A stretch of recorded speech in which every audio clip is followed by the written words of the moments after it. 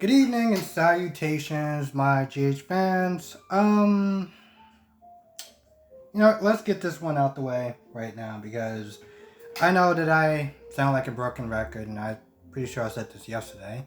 Let's get the Brando and Sasha stuff out the way because here's the thing: this episode was actually really good. Okay, it was really good. So watching Brando and Sasha was just really painful because it was such a good episode that every time that they had to veer to Sasha and Brando, I was just like, come on, what are we doing? What are we doing? And the sad thing is that I was on the site where it didn't even actually have commercials. But every time I saw Brando and Sasha, I felt like I was watching a commercial because I could not wait for it to be over. Um, Long story short, they named the sons. Well, actually, to tell you the truth, I was wrong. It was a boy. I thought it was gonna go. I thought it was gonna be a girl. Anyway, they named the child Lambro, or I'm not gonna lie, I don't remember the first name. Someone with an L, but I thought that the child's name was gonna be Mike, as in like Michael, because he named the child after Sonny's grandfather. Now, question: are they actually related? Like Brando, um, I guess they are actually related. Brando and Sonny's father, like they're like legitimate, like related. Um, Anyway, he names the child after. Well, he names the child after Sonny's grandfather, but just the middle name. I thought it was gonna be the first name. Um, Last name is Corbin, something with a L. Um, I'm not gonna lie, I really did not care at all. I felt so bored and so just like waiting for their scenes to be over. The only thing that and the importance that really happened was towards the end when it looks like there's something was wrong as far as Sasha and the child. And I noticed that like when it was taking such a long time, when she was having these pains, that Liz was like, oh, no, you're cool, I'm just gonna go get the other doctor. But no, just chill out, it's fine. And I'm not gonna lie, because when she talked about her blood pressure or whatever, it's like, oh, it's a little elevated. But then she made that, the way that she exited the room, it was like, well, if you thought her blood pressure was high before, what did you thought that was gonna do? So, yeah. In all honesty, I do hope that there is nothing wrong with the child, and that Sasha gives has a delivery, a perfect, healthy baby boy. Um, I find them so boring, but I still want something positive to actually happen from that. Besides that, oh, Brooklyn. So Gladys is there again at Valentine's room, and she starts to, one second. Once again, she gets in Valentine's room, and she starts dropping hints about Brooklyn. Brooklyn's up to no good, don't let her snow you, this, that, and the third. Um, but at this point, between her and Austin, he already knows that there's something up. So she seems like she's about to get to the truth. And of course, Brooklyn gets right in there. And, at this point, Valentine's like, you know what? I want to hear it from Brooklyn's mouth. Because I already know that there's something going on. So you can leave. I need to have a word with her. Brooklyn goes through this long explanation. Because here's the thing, she tries to lie, her way out of it. Oh, don't believe Gladys, she's a spiteful, hateful, mean person, and, just trusting us and trusting our baby and this, that, and the third. And it goes from that point to, it's almost as though, it almost felt like Brooklyn was like they're trying to have Valentine believe this fairy tale. Like, no, don't read more into it, just trust in this, like he knows that there's something wrong. Now the reason why this whole scene was just so stupid. I mean, it was good, but it was stupid in the way that she went about it. Because at this point, the jig is up. Valentine knows something. Brooklyn is not there crying. And at this point, you can sit there and be like, hey, Brooklyn, your back is against the wall. He already knows, he already has an idea of that there's something wrong. And he kind of knows what it is at this point. Why don't you actually have an ounce of respect left, to give him, and just tell him the truth? And tell him why you did what you did. But instead, she does this, like, goes into this whole other spiel, and I'm just like, what? Valentine knows. And, the sad thing is that Valentine, it's like, you know what, listen, I could continue going on with this for whatever odd reason if it was just me. And that's the thing. It's not just him. And Maxie knew that. I mean, granted, Maxie did what she had to do, and I understand that. Brooklyn was not there trying to serve her own agenda, but later on did care for the cause. But, at this point, 1 second. Like, what the hell is that song about? Anyway, but yeah, that whole spiel and the something else is just like, what? And then, Valentine was like, barely isn't mine, is he? Is she? And, Brooklyn is just sitting there crying, and I'm like, the sad thing is that it's hard for me to sit there and feel bad for Brooklyn at this point, because if she just would have been honest, here's the thing. I get that she couldn't be honest in the beginning because plot and soap opera. But at that point in time, you could have been honest. You owed him that much. And you couldn't even do that. Instead, you just tried to explain it away, and you basically sit there telling him, just continue to live in a fantasy land because it's great and we're a perfect pair, and, songs and this, that, and the third. And I'm like, really? So there's that. Now let's get into the Carly,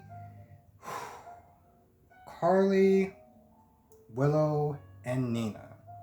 So Carly sees this from afar, and as far as Wiley being around Nina and everything like that. So she is just pissed. Okay, she is so mad. Then when she starts to walk up, Willow's like, "Oh, why don't you go with the nanny or whatever? Why don't you go with her for a little bit? Let's just give them some time. Just go over there, because she already knows what's about to start." So Carly goes in, and at this point, she's like, "Yo, I'm about to call the cops. You going back to jail? Like, you going back to jail 5 minutes ago. I told your ass pretty much like to stay away from me and my family, and you're still here. Like, you just don't care." And at this point, Willow's like, "Yo, listen, this was an accident. This was not done on purpose. Wiley walked up to her. This was not done on purpose." But Carly is just in this mode. Like, when she gets angry, it's just logic and everything just goes out the window, and it gets to a point where she's just going on and on and on and on and on. And Willow actually has to sit there and check her, like, "Yo, listen, that's not your call to make." And Carly is like, she kind of stands there like, "I'm sorry, what did you say? What did the little girl just say to me?" Like, she was just in disbelief. So of course Nina's sitting there smiling. And I think Nina, after a while, because they started going back and forth. And once again, Carly acts like Willow is just not even standing there. Now, just the way this whole scene played out, no, Nina left, and Carly was not there. Oh, that's what happened. Nina left after she checked her. Okay, so Nina left, and then Carly, Carly was like, "Well, does Michael know about this? How would Michael sit there and feel about this?" I'm like, "Yo," and she just keeps going in, and it's just one of those things where it's like, "Yo, listen, at the end of the day, Wiley's parents is like, that's her mom, you know what I'm saying? Willow is his mother, not you. And the sad thing is that she actually made it worse. You know, she made the whole scene like with Wiley and everything like that. She made the whole scene a lot worser than it needed to be because she didn't know how to act. She didn't know how to sit there and control herself. Now, don't get me wrong, I am not sitting there fully defending Nina because Nina put herself in the situation. Um, and she caused a lot of hurt and a lot of damage to a lot of people. But it was one of those things where it's like, Carly, it wasn't your place to sit there and tell Willow what to sit there and do with her child. You know? Like, stay in your lane. And I'm glad that Willow actually said something. Because at the end of the day, here's the thing. As much as I do not like Nina, and I think everyone at this point knows that I don't like Nina, this was an accident. Okay? And you overreacting. Hell, there was one point even when Sonny came in there. And Sonny, I think that's when you were about to sit there and get in the blows. And Sonny was like, yo, can you, chill out? Like, yo, it was an accident. She said it was an accident. Because Sonny was sitting there talking to Nina. And, Nina was like, yo, listen, this was an accident. And Carly blew it out of proportion. And practically caused a scene pretty much in front of Wiley. Like, he wasn't even in the area. And Carly sees that and walks up, and she seemed like she's about to start fighting her. So Sonny had to be the peacemaker, the peacekeeper. Like, yo, listen, this was an accident. This was a one-time thing.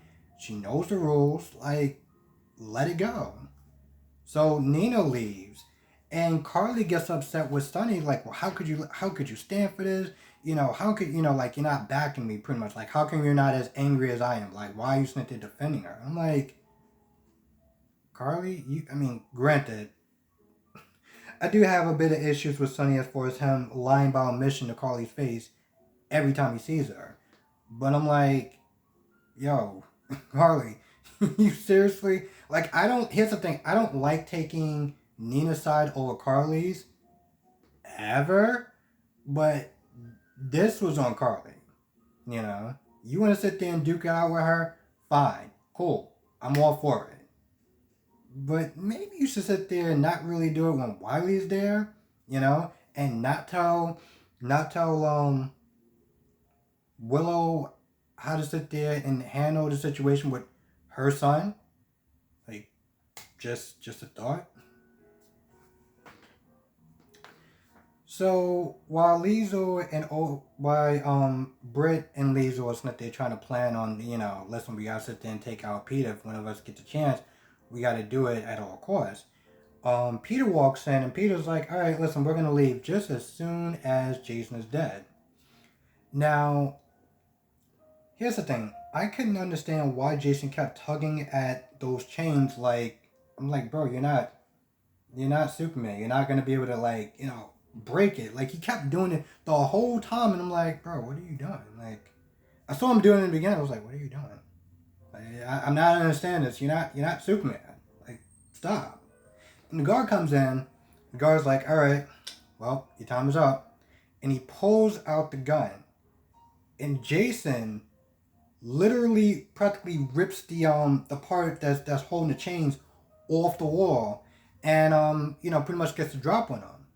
And I'm standing there like, oh.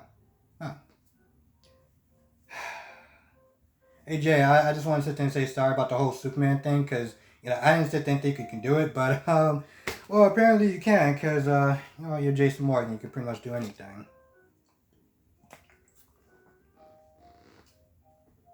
Literally, I kind of felt like a dumbass, because the whole time I was like, this looks so silly. Why do you keep doing that for?